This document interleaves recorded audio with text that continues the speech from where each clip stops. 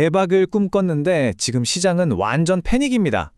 정말 불과 몇 달 전까지만 해도 엄청나게 뜨거웠던 암호화폐 시장이 순식간에 차갑게 식어버렸습니다. 투자자들의 기대와는 완전히 반대로 가고 있는 지금 이 상황. 도대체 왜 이렇게 됐는지 오늘 한번 제대로 파헤쳐 보겠습니다. 오늘은 이런 순서로 한번 살펴볼게요. 먼저 시장이 대체 얼마나 심각하게 무너졌는지, 그리고 무엇이 이런 폭락을 만들었는지, 그로 인해 투자자들은 지금 어떤 상황인지, 마지막으로 제일 궁금한 거죠.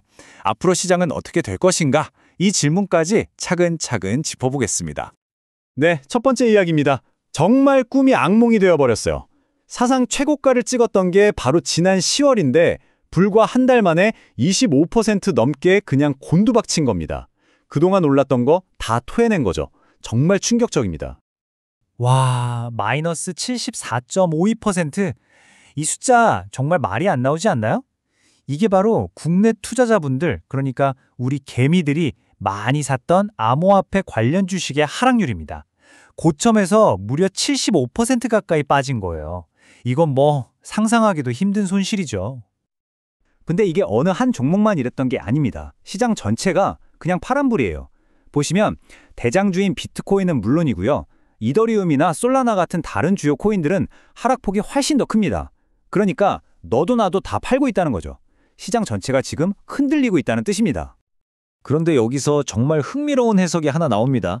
이게 그냥 코인 시장만의 문제냐? 아닐 수도 있다는 거예요. 비트와이즈라는 회사의 CIO가 이런 말을 했어요.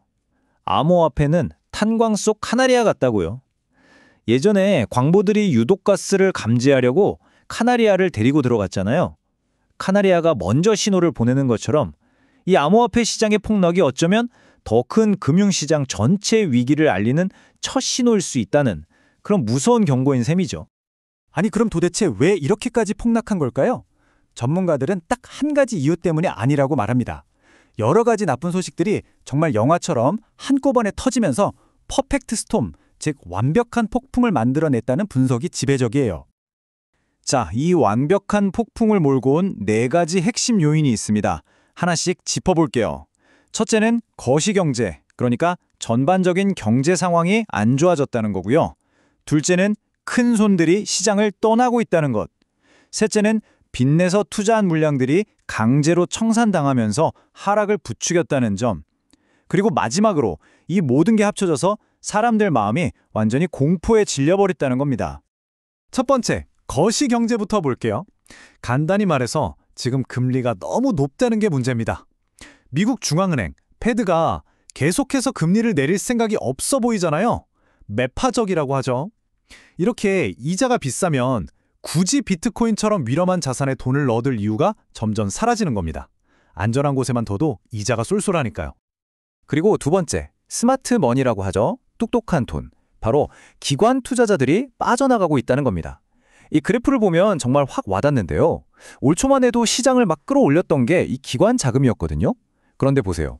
최근 단 3일 만에 비트코인 현물 ETF에서 얼마가 빠져나갔냐면 16억 4천만 달러. 우리 돈으로 2조 원이 넘는 돈이 그냥 썰물처럼 빠져나간 겁니다. 기관들만 떠난 게 아니에요. 웬만해선 팔지 않던 장기 보유자들, 고래라고 불리는 사람들이죠.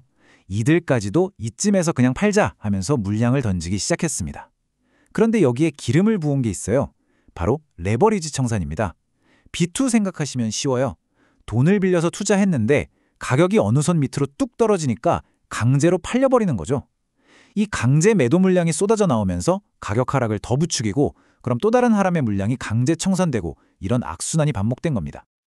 자, 상황이 이렇다 보니 사람들 마음은 어떨까요? 완전히 얼어붙어 버렸습니다. 지금 보시는 이 공포 탐욕 지수가 15점을 가리키고 있어요. 이건 극도의 공포 상태라는 뜻입니다.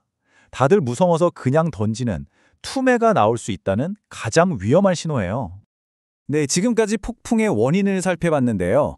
그럼 이 폭풍의 한가운데 있었던 투자자들, 특히 우리 개미 투자자들은 얼마나 큰 피해를 입었을까요? 지금부터는 그 현실적인 고통에 대해 이야기해 보겠습니다. 이 숫자는 정말 보고도 믿기지가 않습니다. 21억 4,700만 달러, 우리 돈으로 거의 3조 원에 가까운 돈인데요. 이게 무슨 돈이냐면 아까 고점에서 74% 폭락했다고 보여드렸던 바로 그 주식 있죠?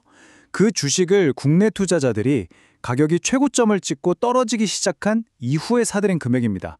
저점 매수라고 생각하고 들어갔다가 정말 어마어마한 손실을 봤을 가능성이 높은 거죠. 여기서 그치지 않습니다. 더 위험한 투자에 나선 분들도 많았어요. 바로 비트코인 가격의 2배로 움직이는 이른바 2배 레버리지 ETF 상품인데요. 오르면 2배로 벌지만 떨어지면 2배로 잃는 거죠.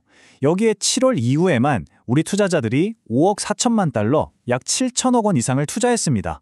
그런데 이 상품 보시는 것처럼 36% 넘게 폭락했어요. 손실이 정말 눈덩이처럼 불어났을 겁니다. 자, 그럼 이제 가장 중요한 질문을 던져봐야겠죠? 그래서 앞으로 어떻게 될까요? 이게 그냥 잠깐 쉬어가는 조정일까요? 아니면 혹독한 겨울, 약세장의 시작일까요? 이걸 두고 전문가들 의견이 정말 팽팽하게 맞서고 있습니다. 한쪽에서는 이건 건강한 조정이다. 아직 상승 추세는 끝나지 않았다. 이렇게 긍정적으로 보고 있고요. 반면에 다른 쪽에서는 아니다. 아주 중요한 지지선이 무너졌기 때문에 이제 본격적인 하락장이 시작된 거다. 이렇게 비관적으로 보고 있습니다. 정말 누구 말이 맞을지 한치 앞을 알 수가 없는 상황이죠. 그런데 이 복잡한 상황에 변수가 하나 더 추가됩니다. 돈나무 언니로 유명하죠. 캐시 우드의 발언인데요. 비트코인이 해야 할 역할 일부를 스테이블 코인이 뺏어가고 있다는 거예요. 스테이블 코인은 달러처럼 가치가 고정된 코인이잖아요. 이게 비트코인을 대체할 수 있다는 이야기는 사실상 비트코인의 미래 가치 자체에 대한 근본적인 물음표를 던지는 거라 시장의 불안감을 더 키우고 있습니다. 자, 이 모든 걸 종합해보면 결국 마지막에 이런 질문이 남습니다. 우리가 그동안 믿어왔던 비트코인 사이클, 즉 4년 주기로 오르고 내린다는 그 공식이 이제는 깨진 걸까요? 기관이라는 새로운 플레이어가 들어오고 스테이블 코인 같은 경쟁자도 생겨난 지금, 어쩌면 우리는 암호화폐 시작의 판이 완전히 바뀌는 바로 그 역사적인 순간을 지나고 있는 건지도 모르겠습니다.